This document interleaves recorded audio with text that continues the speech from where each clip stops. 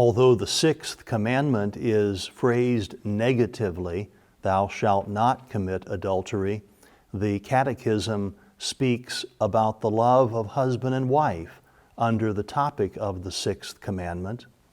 Sexuality is ordered to the conjugal love of man and woman.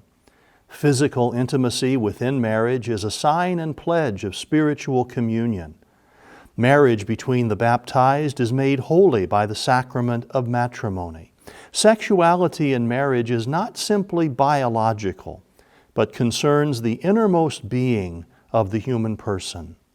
It is realized in a truly human way only if it is an integral part of the love by which man and woman commit themselves totally to one another until death. The chaste love of husband and wife involves an intimacy that is noble and honorable. Such intimate acts foster the self-giving they signify and enrich the spouses in joy and gratitude. Sexuality is a source of joy and pleasure. The chaste union of husband and wife achieve the two ends of marriage, the unity of the spouses and the transmission of life.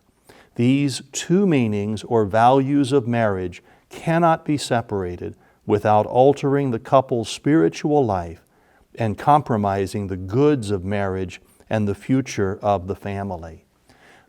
The Catechism speaks about conjugal fidelity, the fidelity between husband and wife within the sacrament of holy matrimony.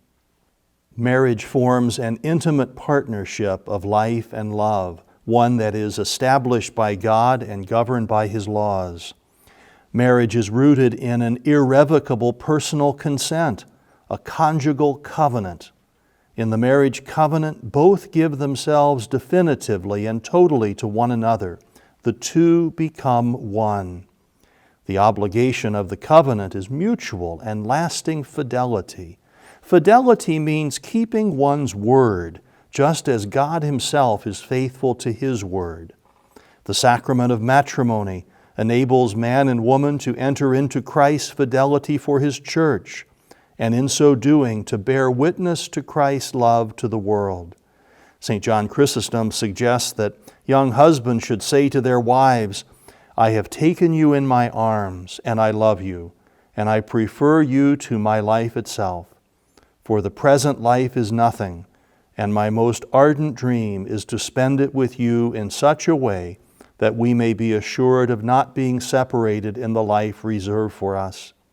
I place your love above all things, and nothing would be more bitter or painful to me than to be of a different mind than you. The Catechism speaks about fidelity in marriage and also fecundity, the openness to the transmission of human life. Fecundity is a gift, an end of marriage, for conjugal love naturally tends to be fruitful. A child springs from the very heart of the mutual self-giving of husband and wife. A child is the fruit and fulfillment of marital love. The Church, which is on the side of life, teaches that it is necessary that each and every marriage act remain ordered per se to the procreation of human life. And this doctrine is based upon the divinely established inseparable connection of life and law, a connection which man on his own initiative may not break, for the unitive and the procreative dimensions are both inherent to the marriage act. The Church teaches that just as God created men and women to be able to express love in a very tender way, in the same way in which new life comes into the world, that this is a sign that these two powers are connected and that they cannot be separated without doing violence to the act, without doing violence to those who participate in the marriage act. In bringing new life into the world, the couple shares in the creative power and fatherhood of God. couples have a mission to transmit human life and to educate their children, and thereby to cooperate with the love of God. Regarding the regulation of procreation, for just reasons, spouses may wish to space the births of their children. In so doing, they should be motivated not by selfishness, but by the generosity appropriate to parenthood. In so doing, they should act according to the objective criteria of morality. Their actions depend not on sincere intentions and motives alone, but on objective criteria drawn from the nature of the person and his acts, criteria that respect the total meaning of mutual self-giving and human procreation in the context of true love.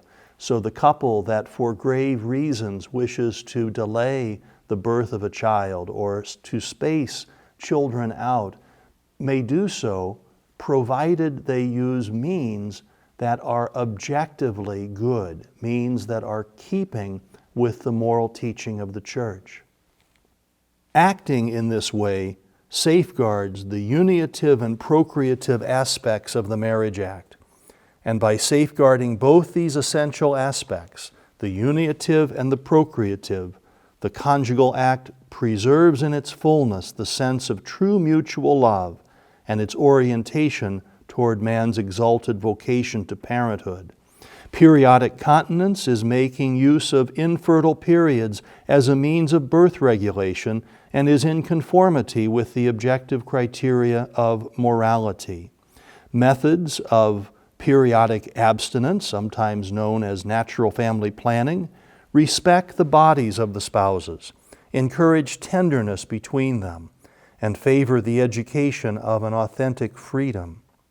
Conversely, every action which, whether in anticipation of the conjugal act or in its accomplishment, or in the development of its natural consequences, proposes, whether as an end or as a means, to render procreation impossible, is intrinsically evil. St. John Paul, would speak about the language of the theology of the body in expressing the teaching of the Church. It's worth noting that the very first series of audience talks that Pope John Paul gave upon his ascendancy to the chair of St. Peter were on this very topic. He took a teaching of the Church, namely the teaching about contraception, a teaching that had been proven to be difficult for many people. He took that teaching and he explained the theological basis behind it. And he showed the positive dimensions of that teaching, how keeping the teachings of the Church as expressed in Humanae Vitae, the encyclical on the regulation of births, how this can actually do great things for the marriage itself. It can actually be a means by which the couple grows together in union and works together toward a common goal. St. John Paul II often speaks of the language of the body in chaste marital relations, a language that bespeaks the reciprocal self-giving of husband and wife. Contraception bespeaks a contradictory language, that of not giving one's self totally to one spouse. The difference, both anthropological and moral, between contraception and recourse to the rhythm of the cycle involves in the final analysis two irreconcilable concepts of the human person and of human sexuality.